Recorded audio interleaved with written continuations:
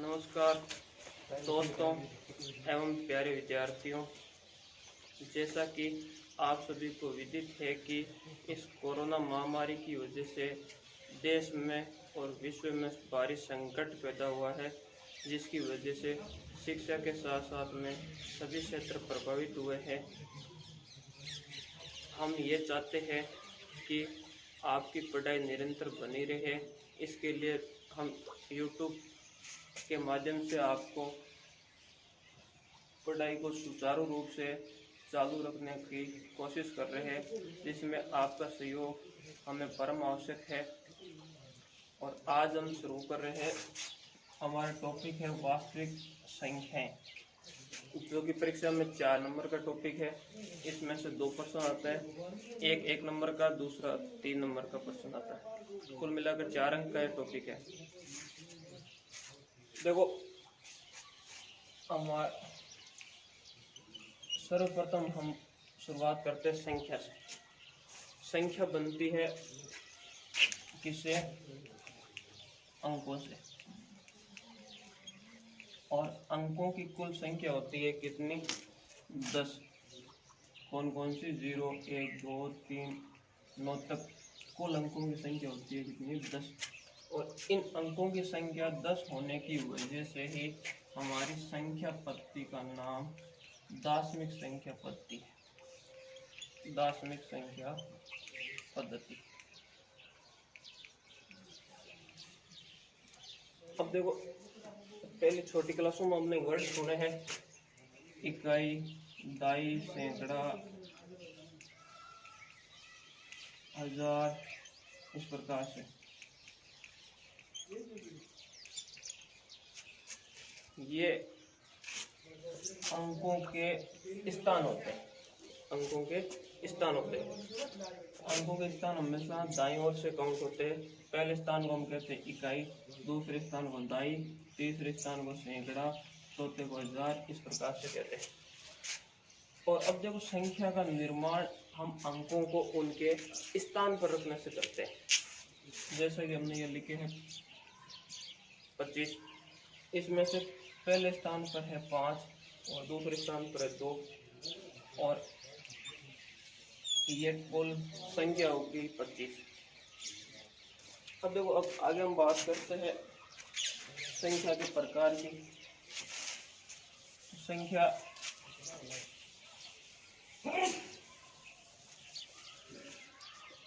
के प्रकार।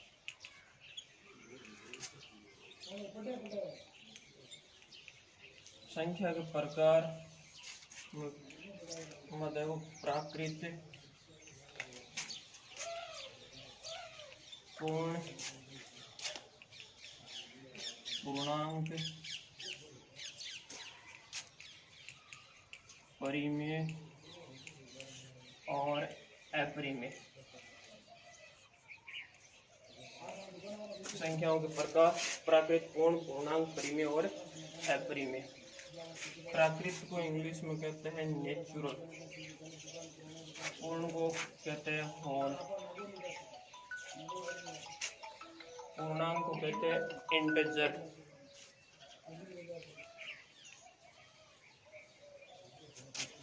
परिमेय को कहते हैं रेटिशनल, और अपरिमेय को कहते हैं इरेटिशनल।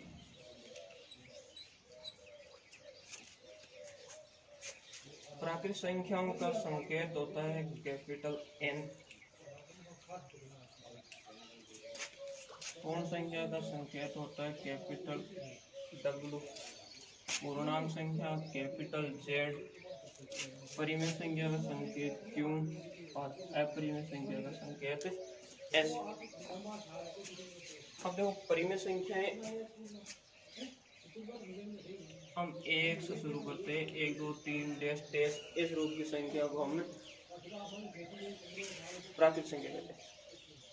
1, 2, 3 डैश डैश डैश के रूप की संख्या को हम प्राकृत संख्या कहते हैं।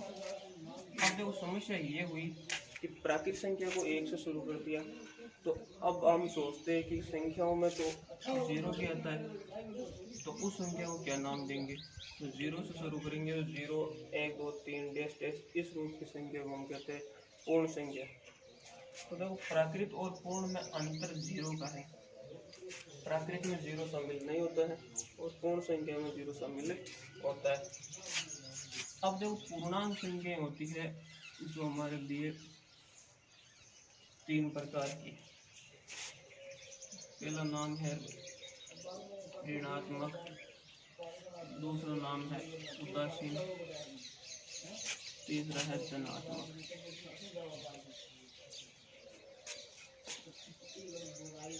अब देखो उदासीन पूर्णांक में 0, धनात्मक में 1, 2, 3 इस रूप से चलते रहेंगे और ऋणात्मक में -1, -2, -3 इस रूप से चलते रहेंगे। तो देखो पूर्णांक संख्याओं में प्लस वाली के साथ साथ माइनस वाली भी शामिल होती है।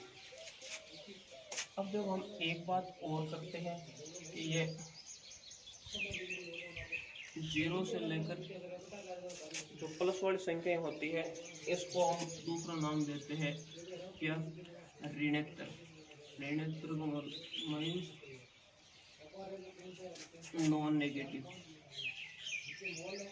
मतलब जो नकारात्मक नहीं है, जो नकारात्मक नहीं है अर्थात वो क्या है, धनात्मक है।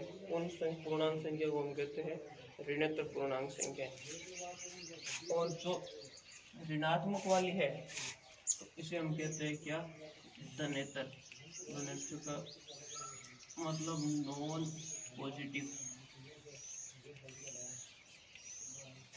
तो देखो एक बार वापस रिपीट करते हैं। संख्याओं के प्रकार प्राकृत, पूर्ण, पूर्णांक, परिमेय और अपरिमेय।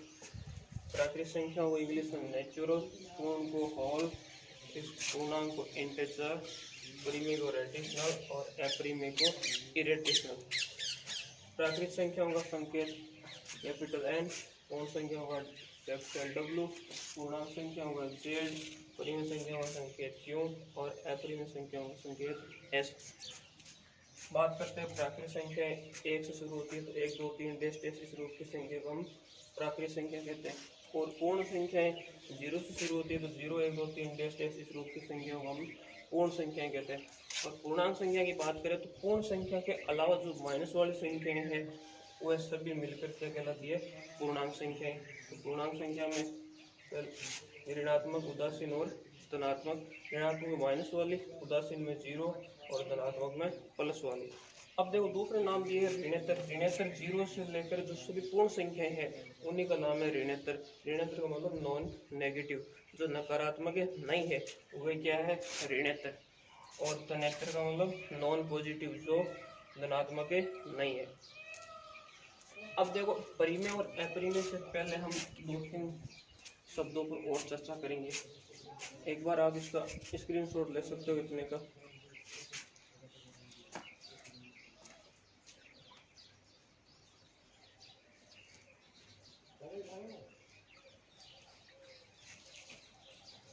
अगर आपकी किसी भी प्रकार की समस्या हो तो हमें कमेंट करके आप जरूर बताएं। जल्दी से स्क्रीनशॉट ले लीजिए।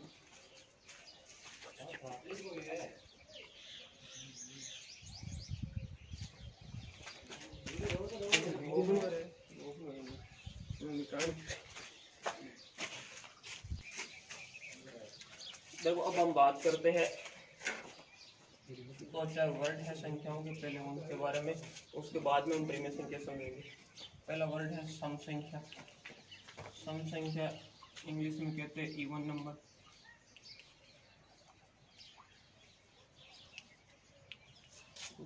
जिस संख्या में 2 का भाग पूरा जाता है वो सम संख्या कहलाती है। और बात यह है कि 2 का भाग किस में पूरा जाता है तो उनकी पहचान ये है कि जिन संख्या का इकाई अंक 0, 2, 4, 6, 8 हो तो वह संख्या सम संख्या है। और दूसरा वर्ड है विषम संख्या। विषम संख्या, विषम का मतलब जो सम नहीं है वो विषम। और विषम संख्या का इकाई अंक 1, 3, 5, 7, 9 होता है। अब देखो सम संख्या जिनका इकाई अंक 0, 2, 4, 6, 8 और विषम संख्या जिनका इकाई अंक 1, 3, 5, 7 व 9 है। अब देखो अगला वर्ड आप विषम संख्या को इंग्लिश में बोलते हैं odd number. Odd number means जिसका इकाई अंक 1, 3, 5, 7, 9 हो वह ऑड, और जिसका इकाई अंक 0, 2, 4, 6, 8 हो वह इवन। अब देखो अगले वर्ड है प्राइम नंबर।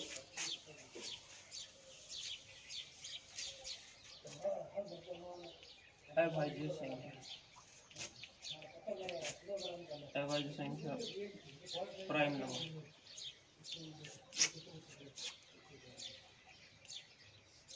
अभाज्य का मतलब जिस संख्या में खुद संख्या और एक, इनके अलावा कोई भी अन्य संख्या का भाग नहीं जाता। स्वयं संख्या और एक के अलावा कोई संख्या का भाग नहीं जाता, भाग नहीं जाता है, वह संख्या कहलाती है अभाज्य संख्या। जिस संख्या में स्वयं संख्या व एक के अलावा कोई अन्य संख्या का भाग नहीं जाता है वह अभाज्य संख्या कहलाती है। और दूसरे शब्दों में हम कहें तो जिस संख्या के गुणनखंड में एक और खुद संख्या के अलावा कोई राशि नहीं आए वह संख्या भी अभाज्य संख्या होती है। अब देखो हम बात करते हैं तो सर्वप्रथम एक है जो कि न तो भाज्य होती है और न ही अभाज्य संख्या। इसके बाद में 2 है वो अभाज्य संख्या है, 3 भी अभाज्य संख्या है, 5 भी अभाज्य संख्या है, 7 भी अभाज्य संख्या है, 7 के बाद 11, 13, 17, 19, 23, 29, 31, 37, 41, 47, 53, 59, 61,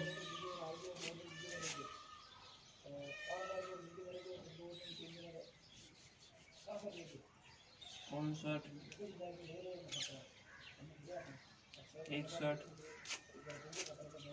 71, 73,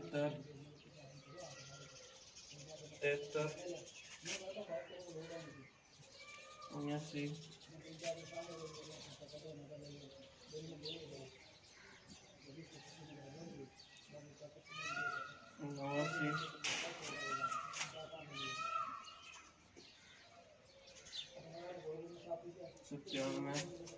ये इस प्रकार से अभाज्य संख्या है। तो हमको सीधा सीधा पूछे तो 1 से 100 तक अभाज्य संख्याओं की संख्या कितनी होती है? 25। और 1 से 50 तक अभाज्य संख्याओं की संख्या कितनी होती है? 15। तो अभाज्य संख्या उसे कहते हैं जिस संख्या में स्वयं संख्या और एक के अलावा किसी भी अन्य संख्या का भाग नहीं जाता है, अभाज्य संख्या कहलाती है। और 1 से 100 तक कुल अभाज्य संख्या की संख्या होती है 25, और 1 से 50 तक अभाज्य संख्या की संख्या होती है 15। अब इसके बाद में है भाज्य संख्या।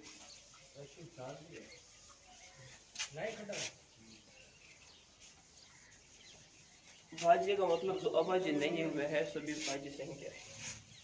जो अभाज्य नहीं है वो सभी क्या है? भाज्य संख्या। अर्थात जिस संख्या में एक और स्वयं संख्या के अलावा सभी संख्याओं, एक और स्वयं संख्या के अलावा कोई अन्य संख्या का भाग जाता है वह भाज्य संख्या कहलाती है। अब देखो बात करते सबसे छोटी अभाज्य संख्या।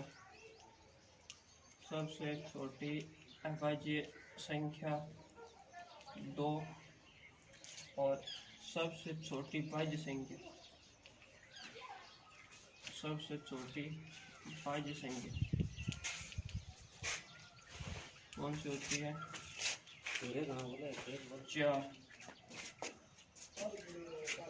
सबसे छोटी अभाज्य संख्या 2 और सबसे छोटी अभाज्य संख्या 2 और सबसे छोटी भाज्य संख्या 4। अब देखो छोटे छोटे शब्दों में सम संख्या मतलब जिसका इकाई अंक 0, 2, 4, 6, 8 हो। विषम संख्या मतलब जिनका इकाई अंक 1, 3, 5, 7, 9 हो। और उसके बाद हमने पढ़ा भाज्य संख्या प्राइम नंबर। प्राइम नंबर में होती है जिसके संख्या के अंदर एक और कुछ संख्या के अलावा किसी भी संख्या का भाग नहीं जाता है। और भाज्य संख्या मतलब जो अभाज्य नहीं है वो सभी भाज्य संख्या। 1 से 100 तक अभाज्य संख्याओं की संख्या होती है 25 और 1 से 50 तक अभाज्य संख्याओं की संख्या होती है 15। उसके बाद हमने ये भी जाना सबसे छोटी अभाज्य संख्या 2 और सबसे छोटी अभाज्य संख्या 4। अब देखो हमारा अगला टॉपिक संख्या को हम प्रकार पढ़ रहे थे, प्राकृत पढ़ लिया, पूर्ण पढ़ लिया, पूर्णांक पढ़ लिया। इसके बाद में परिमेय संख्या पढ़ने से पहले हम एक जानना चाहते हैं भिन्न के बारे में। देखो भिन्न या फ्रैक्शन, भिन्न का मतलब जो अंश बटा हर के रूप में राशि हो तथा भिन्न का मतलब जो अंश बटा हर के रूप में राशि हो जहाँ हर का मान 0 नहीं होना चाहिए और एक शर्त इसकी और है जहाँ ये अंश और हर दोनों कौन सी संख्या होनी चाहिए, प्राकृत संख्या होनी चाहिए। अंश व हर दोनों प्राकृत संख्या होनी चाहिए। तो भिन्न जिसे अंश बटा हर के रूप में लिखा जा सके जहाँ हर बराबर नहीं हो 0 तथा अंश व हर दोनों प्राकृत संख्या हो उसे हम भिन्न कहते हैं। अब बात करते हैं परिमेय संख्या रेशनल नंबर। परिमेय संख्या में भी राशि अंश बटा हर के रूप में होती है। परिमेय संख्या में भी राशि अंश बटा हर के रूप में होती है जहाँ हर बराबर नहीं हो 0 तथा अंश व हर दोनों कौन सी संख्या होनी चाहिए, पूर्णांक संख्या होनी चाहिए। अब देखो सीधा देखने में कुछ भी अंतर नहीं लगता है परंतु इनमें अंतर है। तो भिन्न का मतलब जो अंश बटा हर के रूप में हो और हर का मान 0 नहीं हो। परिमेय संख्या भी अंश बटा हर के रूप में हो, हर का मान 0 नहीं हो। इतनी दूर कोई भिन्नता नहीं है। आगे देखो अंश और हर, इसमें प्राकृत संख्या, प्राकृत संख्या मतलब सभी प्रकार की धनात्मक संख्या होनी चाहिए। और इसका मतलब पूर्णांक संख्या, पूर्णांक मतलब धनात्मक भी हो सकती है, ऋणात्मक भी हो सकती है। तो भिन्न और परिमेय संख्या में अंतर है। तो हम कह सकते हैं कि जो सभी प्रकार की भिन्न होती है वो परिमेय संख्याएं होती है, परंतु सभी प्रकार की परिमेय संख्याओं का भिन्न होना जरूरी नहीं है। अंतर इसमें प्राकृत संख्या होती है और इसमें पूर्णांक संख्या होती है। अब जो किताबों में इस परिमेय संख्या की परिभाषा के रूप में ऐसा लिखा रहता है कि ऐसी पूर्णांक संख्या है जिसको P बटा Q के रूप में लिखा जा सकता है जहाँ Q बराबर नहीं हो 0 और P और Q दोनों पूर्णांक संख्याएं हो। तो हम इसको अंश बटा हर लिखो चाहे P बटा Q लिखो। अगर P बटा Q लिखेंगे तो यहाँ लिखेंगे जहाँ Q बराबर नहीं हो 0 तथा P व Q दोनों क्या होनी चाहिए, पूर्णांक संख्याएं। कोई जरूरी नहीं कि हम P बटा Q के रूप में रटी रटाई बात है, हम ऐसे भी कह सकते हैं A बटा B के रूप में हो जहाँ B बराबर नहीं हो 0 तथा A व B पूर्णांक संख्याएं हो। X बटा Y के रूप में भी कह सकते हैं, जो आपकी मर्जी है कह सकते हो। K बटा K के रूप में भी कह सकते हो। क्या है तो क्या बराबर नहीं होना चाहिए 0 और K दोनों कौन सी संख्या होनी चाहिए, पूर्णांक संख्या। अब देखो मैं बात की है भिन्न की, एक बार रिपीट करते हैं। भिन्न का मतलब अंश बटा हर के रूप में राशि हो और हर का मान 0 नहीं हो तथा अंश व हर दोनों प्राकृत संख्याएं हो। परिमेय संख्या अंश बटा हर के रूप में राशि हो जहाँ हर बराबर नहीं हो 0 और अंश व हर दोनों पूर्णांक संख्याएं हो। अब देखो परिमेय संख्याओं के बारे में हमने आगे और जानना चाहते हैं। परिमेय संख्याओं का दशमलव प्रसार किस प्रकार का?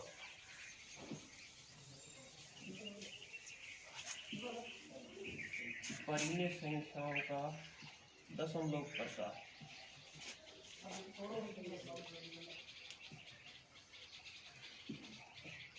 परिमेय संख्याओं का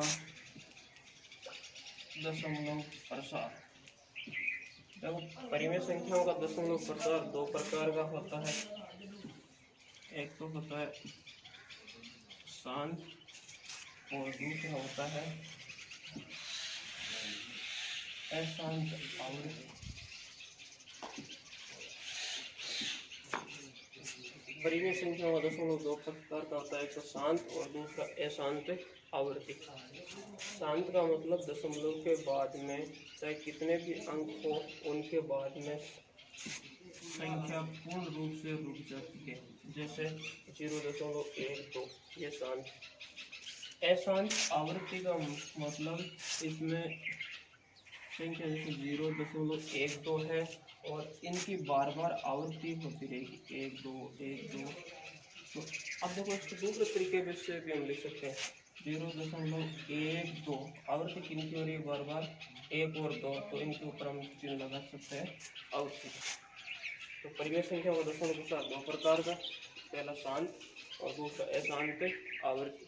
शांत में तो 0.12 ऐसे 0.45 0.1234 और दूसरा अशांत आवृत्ति जिसमें 0.12 बार बार आवृत्ति होती है, जैसे 0.3333 ये इसमें इसको बाहर लिखेंगे 0.33 आवृत्ति। अब देखो परिमेय संख्या के बारे में हमने पढ़ लिया, परिमेय संख्या की परिभाषा, परिमेय संख्या का दशमलव प्रसार। और अब देखो अगला टॉपिक है हमारा अपरिमेय संख्या। अब अपरिमेय का मतलब जो परिमेय नहीं है वही अपरिमेय।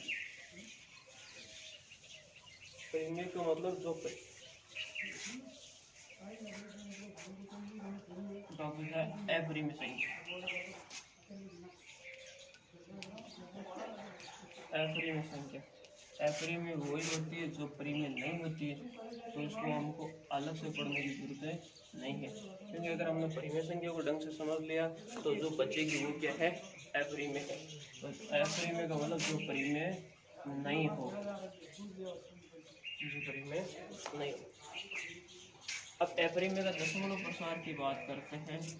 अपरिमेय संख्या का दशमलव प्रसार किस प्रकार का होता है?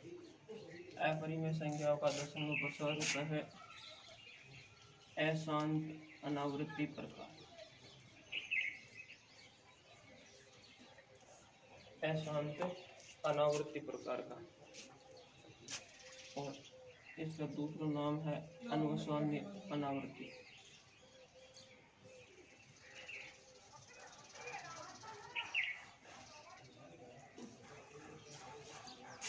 परिमेय संख्याओं का दशमलव प्रसार तो दो प्रकार का होता है, शांत और अशांत आवृत्ति। अपरिमेय संख्या का दशमलव प्रसार होता है अशांत अनावृत्ति, और इसे कोई और क्या कहते हैं अनुसान्य अनावृत्ति। अब देखो अपरिमेय संख्या में हम बात करते हैं तो एक अपने 22/7, ये मैं आपको पूछता हूँ परिमेय या अपरिमेय, तो 22/7 का जवाब आ रहा है परिमेय। क्यों? क्योंकि यह अंश/r के रूप में है, वो दोनों पूर्णांक संख्या है, तो ये कौन सी हुई परिमेय। अब देखो ये है पाई। पाई कौन सी संख्या होती है? ध्यान रखना हमेशा पाई एक अपरिमेय संख्या होती है, पाई एक अपरिमेय संख्या होती है।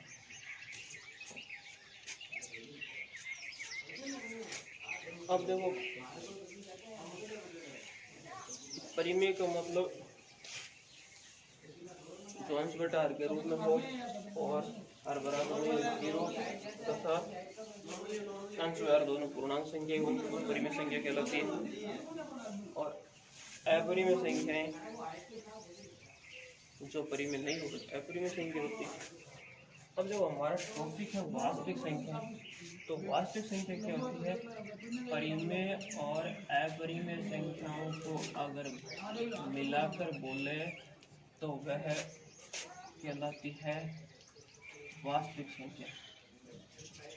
तो सभी प्रकार की परिमेय और अपरिमेय संख्याओं के संघ को हम वास्तविक संख्याएं कहते हैं। अब हम अपने टॉपिक पर शुरू करते हैं।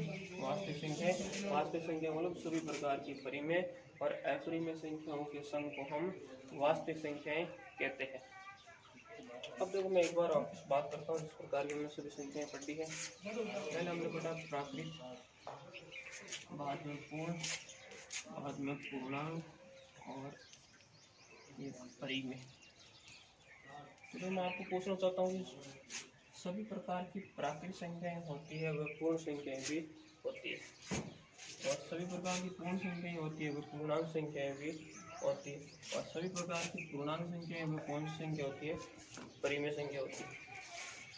सभी प्रकार की प्राकृतिक संख्या भी परिमेय संख्या होती है, और सभी प्रकार की पूर्ण संख्याएं होती है वह भी परिमेय संख्या होती है, और सभी प्रकार की पूर्णांक संख्याएं होती है वह भी परिमेय संख्याएं होती है।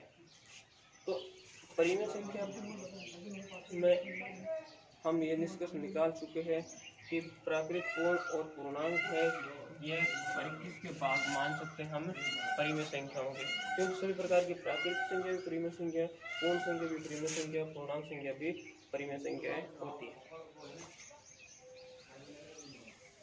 अब आपको कोई बोले कि सभी प्रकार की परिमेय संख्याएं क्या अपरिमेय संख्या होती है, तो हमारा जवाब होना चाहिए क्या? नहीं, क्योंकि अगर ये दोनों एक हो जाएगी तो वास्तविक संख्या का निर्माण कैसे होगा? हमने परिभाषा में पढ़ा कि सभी प्रकार की परिमेय संख्या और अपरिमेय संख्या मिलकर वास्तविक संख्या बनती है, तो कभी भी परिमेय संख्या और अपरिमेय संख्या बराबर नहीं हो सकती। अब देखो इस टॉपिक के लिए मैं एक दो शब्द और आवश्यकता पड़ेगी तो थोड़ी बहुत उसके बारे में भी जानकारी करते हैं। एक वर्ड है सहअभाज्य संख्या। सहअभाज्य संख्या को प्राइम नंबर।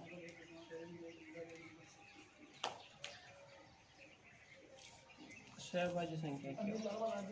देखो हम दो संख्या मानते हैं, एक ए है दूसरी बी है। पहली संख्या है दूसरी संख्या बी है।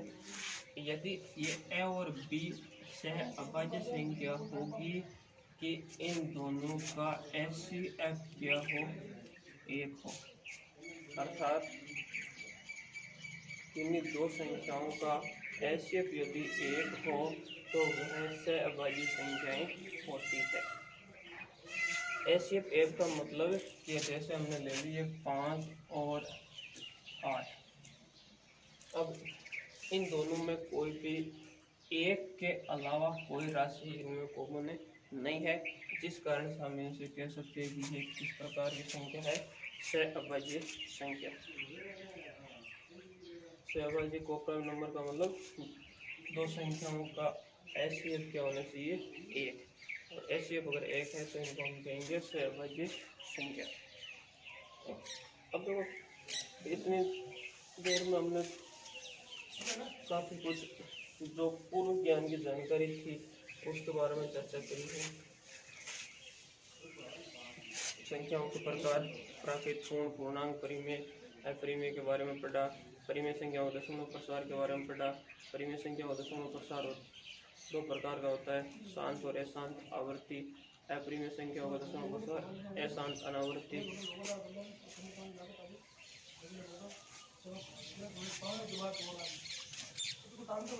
अब देखो एक क्वेश्चन जो बार बार परीक्षा में पूछा जाता है तो इस टॉपिक के दृष्टि से महत्व रखता है, उस क्वेश्चन को मैं सॉल्व करा रहा हूँ। और आपको अगर कोई प्रकार की समस्या हो तो कमेंट में लिखकर ज़रूर बताएं ताकि अगले वीडियो में उसका सॉल्यूशन कर सकूँ। तो सभी एग्जाम में लगभग एग्जाम का प्रश्न रहता है कि सिद्ध कीजिए कि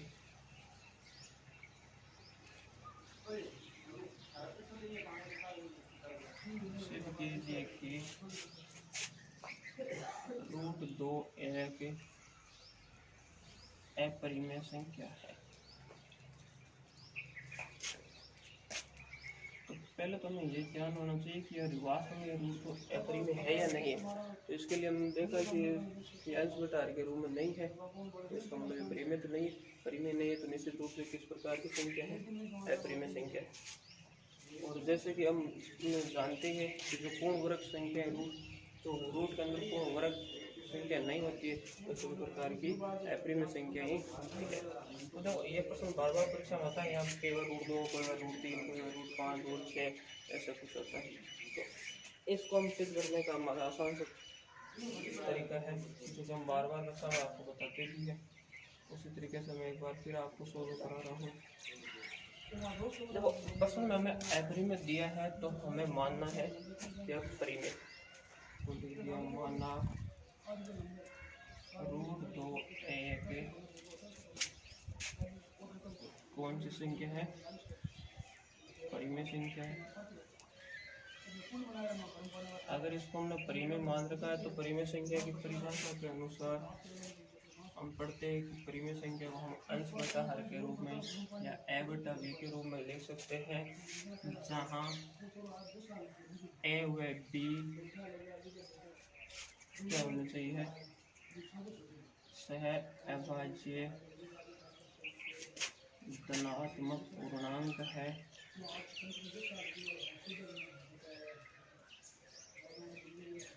तथा b बराबर नहीं होना चाहिए 0।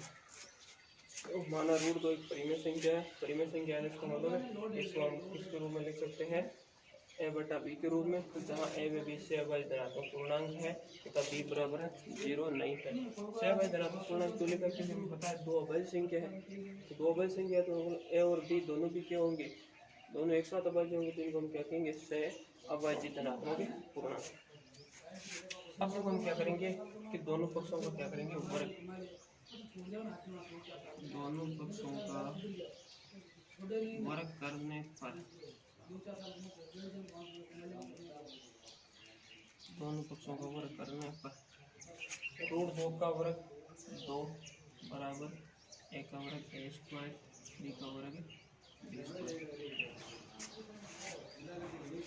अब देखो इस प्रश्न को अपरिमेय सिद्ध करने के लिए पहले हमने इसको परिमेय से परिमेय माना है, और परिमेय के लिए हमने देखो यहाँ पर लिखा है सह अभाज्य धनात्मक पूर्णांक है कौन से a और b।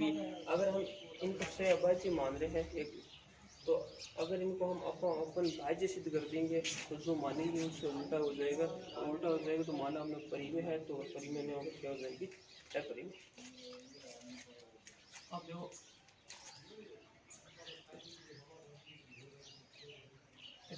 इसको हम सॉल्व कर रहे हैं, बी स्क्वायर बटे में इधर आएगा और ए स्क्वायर और 2 इधर आएगा बटे में, तो बी स्क्वायर बराबर ए स्क्वायर बटे 2। अब देखो 2 बटे में इसका मतलब 2 है, ए स्क्वायर को क्या कर रहा है, विभाजित कर रहा है, तो हम इसको तो कह सकते हैं 2 ए स्क्वायर को विभाजित करता है।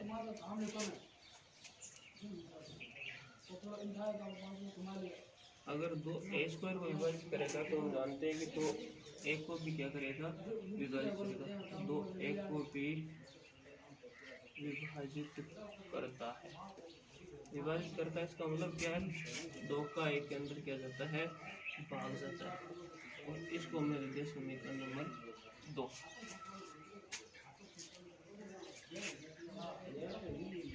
इतने दोस्तों माना रूट 2 एक परिमेय संख्या है, परिमेय की संख्या इसका मतलब रूट 2 बराबर a बटा b, जहाँ a व b से अभाज्य धनात्मक पूर्णांक है तथा b बराबर नहीं है 0। अब दोनों पक्षों का वर्ग किया तो रूट 2 का वर्ग 2 और a स्क्वायर बटा b स्क्वायर, तो b स्क्वायर बराबर a स्क्वायर बटा 2 बटा में 2, इसका मतलब 2 a स्क्वायर को क्या करता है, विभाजित करता है, और 2 a स्क्वायर को विभाजित करता है तो a को भी क्या करेगा, विभाजित करेगा, और इसको हमने लिख दिया समीकरण नंबर 2। अब देखो यही प्रक्रिया अब मुझे वापस करनी है, तो अब हम क्या करेंगे, हम दोबारा मानेंगे, उन्हें माना a बराबर जितनी राशि रूट में सिद्ध करनी हो उतने 2c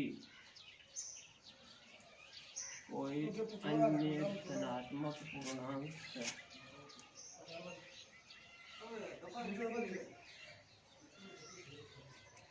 जहाँ माना a बराबर 2c कोई अन्य धनात्मक पूर्णांक है,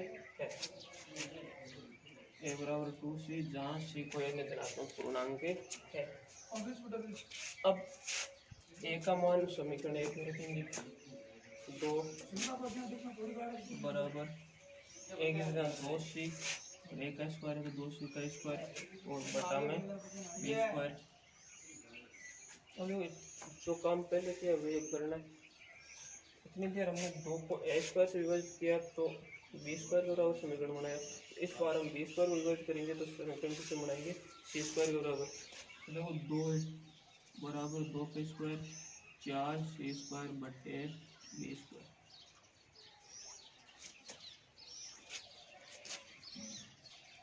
बी स्क्वायर भाग में इधर गुणा में 4 सी स्क्वायर बटे ये कितने 2, बी स्क्वायर बराबर 2 का भाग 4 में 2 तो बी स्क्वायर बराबर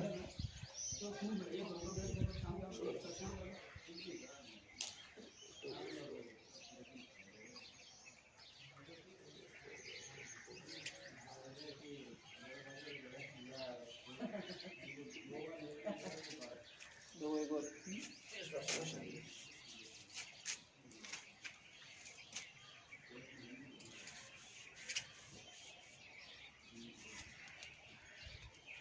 ए बराबर 2c जहाँ सी कोई नहीं जाता पूर्णांक है और एक की जगह हमने बताया 2c का होल स्क्वायर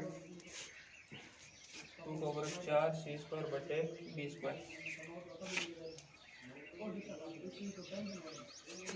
अगर समीकरण हम सी स्क्वायर में बना रहे तो सी स्क्वायर है जैसे ही और बी स्क्वायर राशि भाग में इधर आने पर गुणा में और 2 इधर है जैसे ही और 4 गुणा में इधर आएंगे तो भाग में। सी स्क्वायर बराबर 2 और 4 आपस में कैंसिल बटे में बचा 2 तो बी स्क्वायर बटा 2 बराबर सी स्क्वायर। इसका मतलब 2 बी स्क्वायर को क्या करता है विभाजित करेंगे, लिखेंगे 2 बी स्क्वायर को विभाजित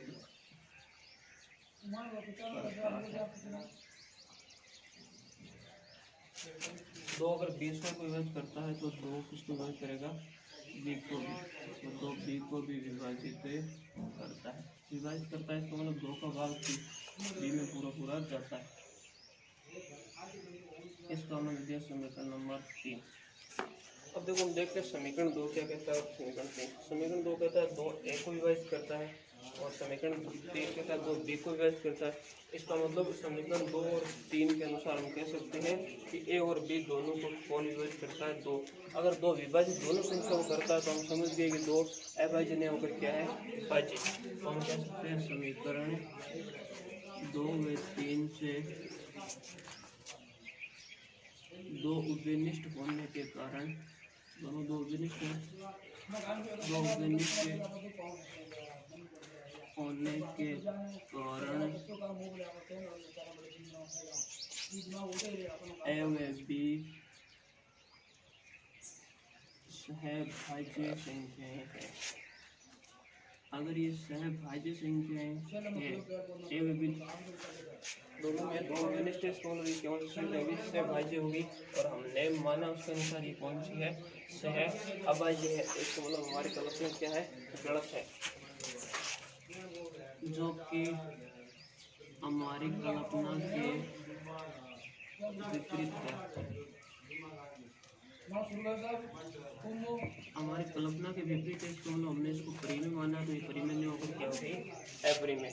तो हम कह सकते हैं कि स्पष्ट है √2 एक अपरिमेय संख्या। तो एक बार वापस रिपीट करते हैं इस क्वेश्चन को। इम्पोर्टेंट क्वेश्चन हर बार परीक्षा में आता है। सिद्ध कीजिए कि √2 एक अपरिमेय संख्या है। इसका मतलब हमने पहले लिख दिया माना √2 एक परिमेय संख्या है। अगर ये परिमेय संख्या है तो √2 बराबर ए बटा बी, जहाँ ए व बी से बाई धनात्मक पूर्णांक है तथा बी बराबर नहीं है 0। अब दोनों पक्षों का वर्ग किया, दोनों पक्षों का वर्ग करने पर वर्ग किया तो √2 का वर्ग 2 और ए स्क्वायर बटा बी स्क्वायर। तो अब इसको बी स्क्वायर बनाएंगे तो इधर गुणा में बी स्क्वायर बराबर ए स्क्वायर बटा 2 बटा में 2 स्क्वायर में 2 ए स्क्वायर को क्या करता है, विभाजित।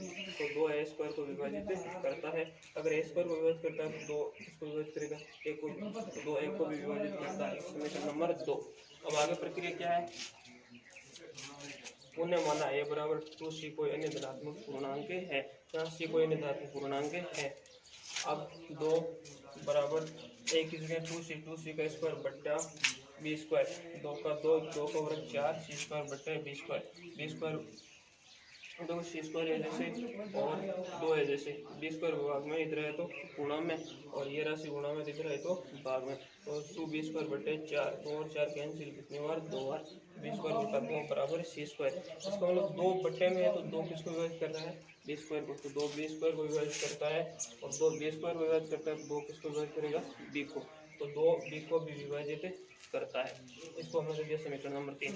अब देखो समीकरण 2 और 3 में कह रहे हैं कि 2 ए को भी विभाजित करता है, 2 बी को भी विभाजित करता है। इसको मतलब ए और बी दोनों में 2 क्या है, कॉमन है, और ए दोनों में कॉमन है, तो हमने लिख दिया समीकरण 2 व 3 से 2 ऑर्गेनिस्ट होने के कारण ए व बी कॉमन का मतलब दोनों में बात कॉमन है, तो ये अभाज्य नहीं होकर क्या हो गया, भाज्य, तो से भाज्य संख्याएं हैं। अगर इससे भाज्य हो गई तो इसको मतलब हमने तो माना के अनुसार अभाज्य होनी चाहिए, तो हमारी कल्पना क्या है, गलत है, क्योंकि हमारी कल्पना के क्या है, विपरीत है। हमारी कल्पना के विपरीत है, इसको मतलब ये परिमेय न होकर कौन सी संख्या है, अपरिमेय संख्या, तो स्पष्ट रूप 2 एक अपरिमेय संख्या है।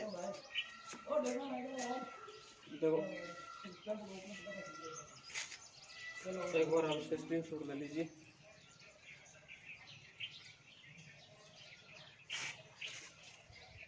जैसा कि आज आपको संख्याओं के प्रकार, उनके बारे में सामान्य जानकारी, और एक हर वर्ष परीक्षा में पूछे जाने वाला प्रश्न, इस प्रश्न के 3 टाइप है। जो पहला टाइप आज हमने किया है, अगले 2 टाइप अगले वीडियो में करेंगे। और अगर आपको किसी भी प्रकार की समस्या है तो आप कमेंट करके बेझिझक पूछ सकते हो, उसका सॉल्यूशन हम अगले वीडियो में करेंगे। और हमारे चैनल SSB खाटू को सब्सक्राइब करना न भूलें। धन्यवाद।